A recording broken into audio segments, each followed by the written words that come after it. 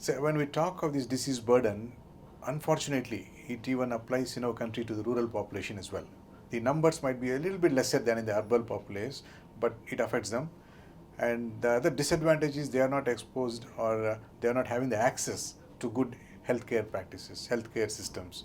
The primary healthcare facilities in our country are just now starting to show some hope, but there is a lot of work to be needed to be done there, and they also have to be made accessible to the higher and up-end technology and success rates what we can give in these metropolis cities. So there is a paradox again here of great developments in the cities where we have international quality of healthcare, where even we are able to attract patients from across the world, from different even developed countries of the world. At the same time, for our own people residing in smaller towns and villages, we are not able to cater to them.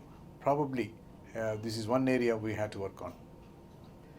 Yes, that's one thing. The diagnosis of these diseases at the rural level is one issue. The treatment delivery is another issue. See, as far as the diagnosis is concerned, we need good primary care facilities, good primary care practitioners who can identify the problems in the right time and refer off in a nice hub and spoke care model to the appropriate secondary and then tertiary care facilities wherever needed. The telemedicine, yes, has a tremendous scope. It is underutilized in our country.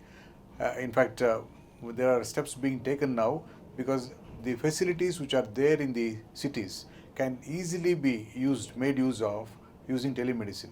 Nowadays, you don't have to be physically present with the patient to read the ECG or an echocardiogram.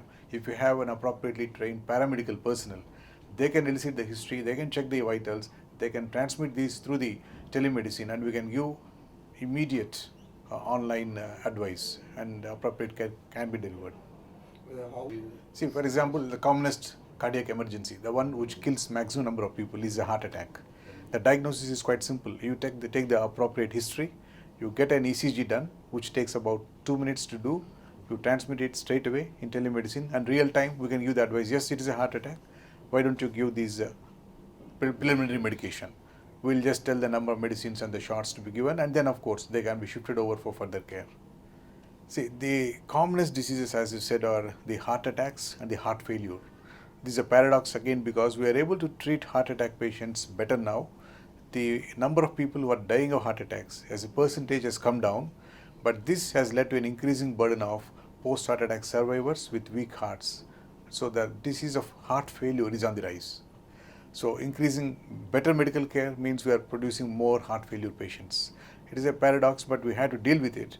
So when we talk about these two diseases, heart attacks and heart failures, and how do we deal with them using the new advanced heart care facilities, I think tremendous progress has been made. Now, for example, the heart attacks, we are able to treat them appropriately, very fast, rapidly within the first 90 minutes, and then save not only the person's life but also the heart muscle. The technical term we use for heart attack angioplasty is called primary angioplasty. If someone has a heart attack, if they can be shifted to hospitals which have facilities for a primary heart attack angioplasty care, within 90 minutes the procedure can be done and the heart muscle can be saved. The other technological advances are in people with established heart disease. We can do angiograms and angioplasties. Nowadays we do from the radial route. The procedures can be done very short and swiftly, minimum complications. The success rates are very good. The gadgetry has improved very much. We are able to open up blood vessels which were very difficult to open up even say 5 or 6 years earlier. The need for more invasive therapies like big surgeries has come down drastically. We are able to do these procedures in a minimal invasive way. We are also having better technology in the form of new stents which have reduced the need for re-narrowings. As you know, previously the main disadvantage of angioplasty was in-stent restenosis. The stents used to get narrowed in 20% of people. Now the current technology allows us to deploy them, and the need for a re-procedure is almost in single digits, less than 5% in most of the times. So the technology has really driven the success rates towards a very good rates. The other area is the valves. Valves were once upon a time thought to be the domain of the surgeons. To replace a valve was not possible by interventionalists, but now we have technology to repair or even replace the valves with interventional technologies. This has got our governmental approval only recently, and we are expecting to see a huge rise in the number of patients who can be treated for valve disease by interventions. See here again, we'll first let us concentrate on the best hospitals. Like for example, where we are working in a tertiary healthcare setup, we are able to implement the best care practices. It is not difficult because the main issues here are two. One is the medical personnel should be appropriately trained. They should follow protocols, uniform protocols, where the chances of missing or under-treating or over-treating are minimized. The outcomes will be good. And of course, you should have very good systems in place to give continuing medical education programs to the physicians who are the main treating doctors outside of hospital admissions.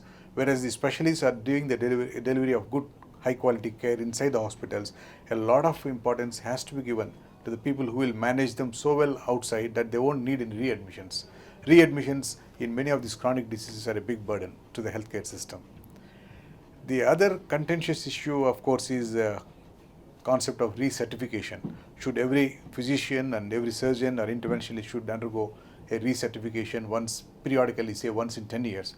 This is a contentious issue. Many of us like it, but there are a lot of issues involved there. But in Western world, like in USA, it is mandatory, so that the best quality care can be delivered on a continuous basis. As you said, see, many of these, because of the specialization now, most of the specialists are well aware of only one specialty. They won't know about the cross-specialty advances that have happened. This leads to a lot of misconceptions. For example, take the case of heart attack. There are doctors who themselves do not know that they are suffering a heart attack. They will have some pain in the left arm and they will go to the physiotherapist for therapy. So many of these misconceptions not only affect them personally in their health, but many of the patients in our country, they look up to their doctors who they know as if they are family physicians for advice and guidance. And if you are not appropriately able to identify these, you might be guiding them in a wrong way. So this is one issue we have been noticing very frequently now. This can lead to even legal problems. So I think every physician or every surgeon should have even a cross-specialty awareness of the diseases. Misconceptions about this, like for example, the heart attack. A heart attack pain is not reflected in the severity of the heart pain. Very frequently we see the doctors coming and saying, I thought it was a mild burning in the center of the chest. I thought it was so mild, how could it be a heart attack? So that one simple misconception, I think, has led to many avoidable deaths in our country. The heart failure, it is a big problem now. A lot of people, both young to old, are surviving with weak hearts. The major treatment of heart failure, of course, is lifestyle modification, dietary and medical management, which has improved. But still, some of them will be so devastated in the pumping of the heart that they need artificial heart support. There are two ways we help them. Those with very poor pumping, less than 35. One is to go in for a heart transplant, which is a difficult surgery in terms of availability of the organs. And the other alternative is artificial hearts, or the assist devices we call them, which unfortunately as of now are applicable only to a minority of people because of the costs involved. For example, a simple LV assist device comes to about 80 lakhs or so. So it's a little bit out of the reach of most of the patients. But a heart transplant can be done at lesser cost. So this program is also picking up now, especially in young people with end-stage heart failures. We can help them by using these advanced facilities. See, I think the major emphasis now should shift to prevention. I think there is a different segment. Those who are actually doing the treatment therapies now, they should not change. We should continue doing the things what we are doing. We're good at treating people who come with the problems. But the rest of the physicians and general practitioners and some cardiologists who are there in the peripheries should start looking at preventing these diseases. That is a different segment. It should not be confused with therapy. The prevention needs a big time there. A lot of resources need to be instituted there. Public education is important. Attacking the risk factors itself is very important. Shift of emphasis from illness towards wellness is very important. In fact, the American Heart Association has come out with a beautiful definition of heart health. Heart health is not just an absence of heart disease, There are seven criteria. What accordingly we have to see whether how many of you are healthy. In fact, in one study they found that in a small county of 1,800 patients, only 2 of them were actually heart healthy. A heart healthy behavior means one should be doing 40 minutes of exercise every day, and then one should be eating 5 portions of vegetables and fruits. One should be doing having no smoking at all, should be in the proper weight frame, pressure should be normal, sugar and cholesterol. Not great things, but how many of us are doing 40 minutes of aerobic activity every day, at least in 5 days a week? How many of us are using the appropriate dietary regimes? These are all very simple to institute, but then they are very important. So the wellness concept has to come in from the beginning. The second thing in the future, what I can see is developing very sturdy hub and spoke models of healthcare. The peripheries, the rurals, the towns, everything should be connected to the advanced tertiary care centers.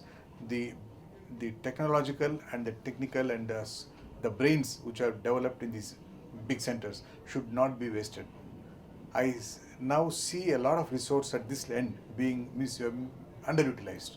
We can make use of the facilities like telemedicine and have direct access and deliver better quality care even to the periphery. The hub and spoke models have to be developed. Third, I can see a good public-private partnerships where the government hospitals also should improve their quality, should attract the private specialists also to interact, and then develop the programs in tandem. Some things in this line are happening already in states like Tamil Nadu, where the STEMI program for the heart attacks has become a public-private partnership.